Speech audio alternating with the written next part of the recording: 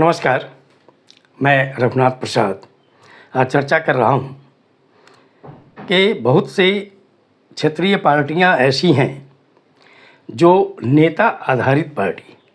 संयोग है कि उन पार्टियों में पीढ़ी दर पीढ़ी ऐसी भी व्यवस्था कहीं कहीं हो जा रही है जहाँ पब्लिक भी उन राज्यों की उनके पुत्र को उत्तराधिकारी के रूप में मान लिया करती है।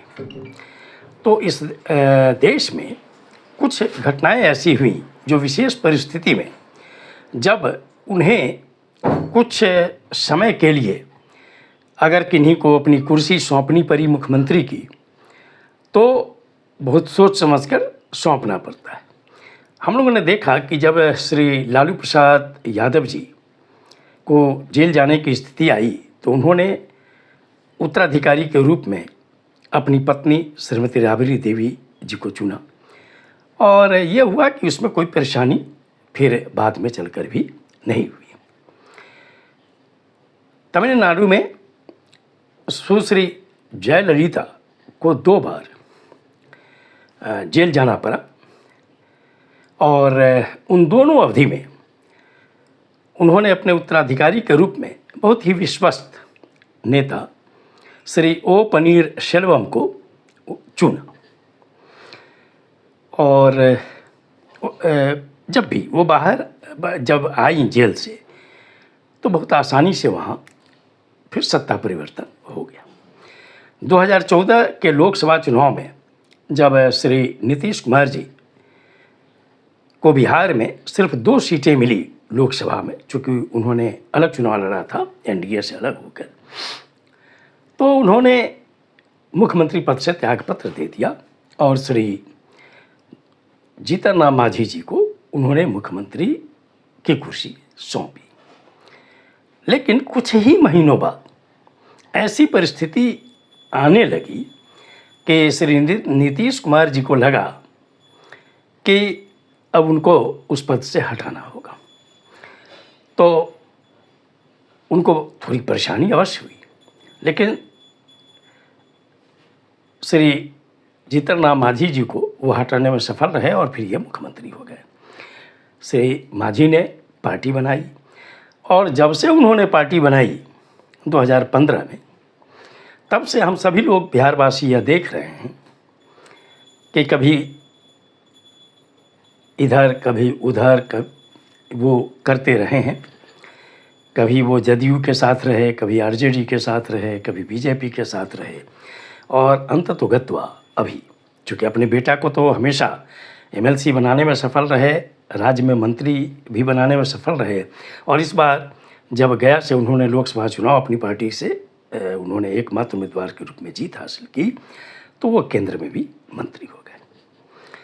इधर हाल के दिनों में झारखंड में एक तो झारखंड की सरकार 4 वर्षों से हमेशा उथल पुथल की ही स्थिति रही।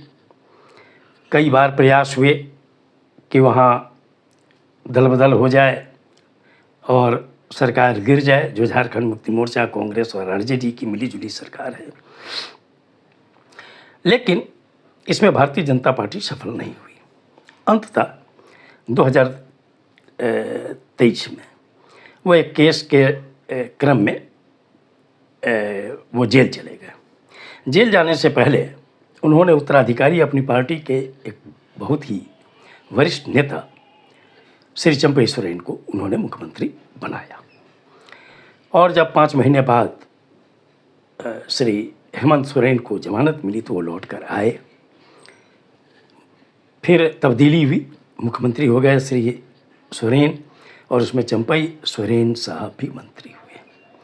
लेकिन पता नहीं क्या हुआ, यहीं पे ऑपरेशन लोटस प्रारंभ हुआ और इसमें चूँकि श्री हिमंता बिस्वा शर्मा न केवल नॉर्थ ईस्ट, अब वो अन्य राज्यों की ओर भी अपना पैर पसारना उन्होंने शुरू कर दिया है और इधर नए नए जो केंद्र में मंत्री हुए श्री शिवराज सिंह चौहान साहब, वो भी प्रभारी हैं वहाँ, उन्होंने भी इसमें जो आजमाइश की और अंततः अभी वहाँ खेल चल रहा है। श्री चंपई सोरेन को एक बार तो हुआ कि उनके साथ कुछ और विधायक आएंगे, लेकिन उसमें सफलता नहीं मिली श्री चंपई सोरेन को और भारतीय जनता पार्टी को, लेकिन अब लगता है कि 30 अगस्त को वो ज्वाइन करने जा रहे हैं।